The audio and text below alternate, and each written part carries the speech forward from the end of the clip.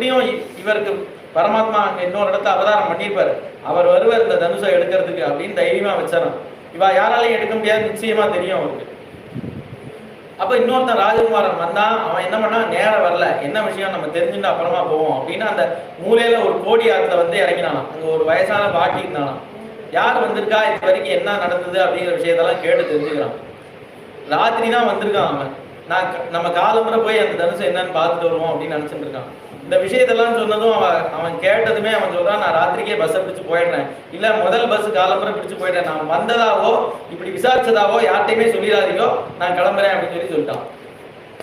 இப்படி யாருமே அந்த தனுசனால அவர் பதில் சொல்ல வேண்டிய சிரமம் வந்து மிச்சமாயிடும் தனுசை வச்சதுனால.